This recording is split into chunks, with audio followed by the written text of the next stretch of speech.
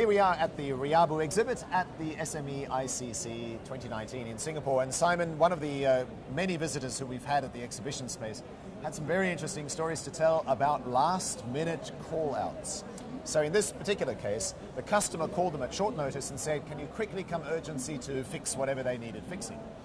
The problem was that the serviceman then dashed off in the hope of offering the best possible customer service without raising the issue of price or payment terms. And now, of course, the customer is saying, well, hang on a minute, you never told me that it was going to cost this much to call you out.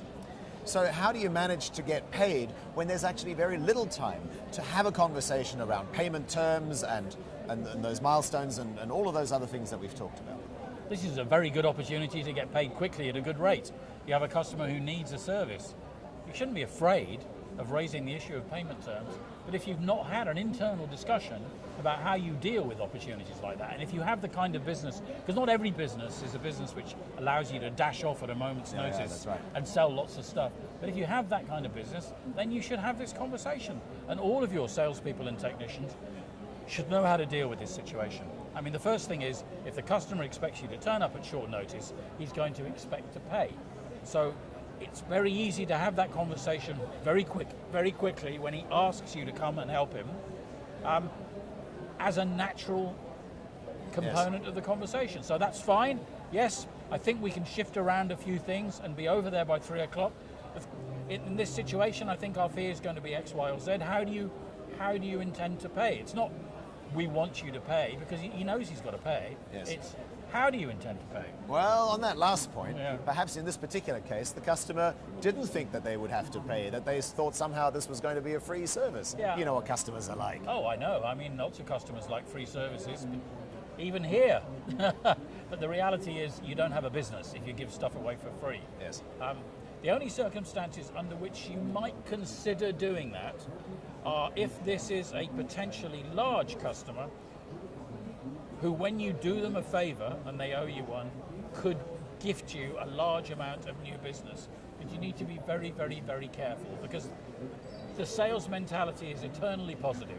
Everybody loves you, they're always about to give you lots of business. It's very easy to convince yourself that if you do enough stuff for free, you'll find yourself in a very large and very long and very lucrative relationship. The fact of the matter is, in the overwhelming majority of cases, you need to be paid for what you do under all circumstances. Yes. Have that conversation internally, agree how you're going to deal with that, do it as a matter of routine, rehearse it.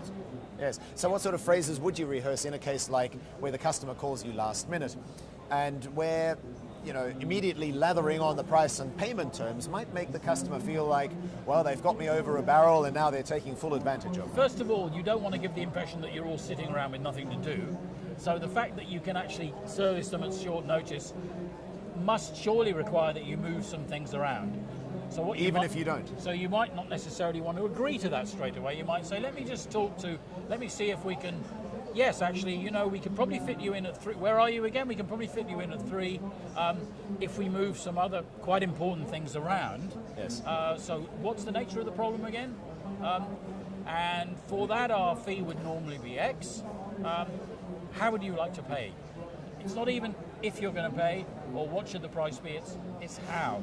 So, because they're already saying, it's not like they're saying, I'm not sure whether I need your service or not. Yes. They're saying, I need your service and I need it urgently. Yes, that's so right. So you have an. It's interesting to me that we're even having this conversation, because it reflects a very profound truth, which is that many, many, many people who love what they do are deeply reluctant to actually ask to be paid for it. And you and I are not entirely innocent when it comes to that, right? Oh, what are you alleging?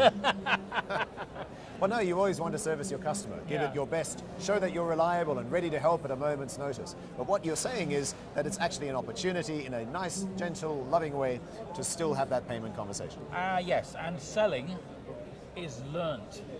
It's not a gift from God. It's true that you can have personality differences that lend themselves more, but the fact of the matter is you need to understand potential commercial situations and learn how to deal with them, and that would be one of them.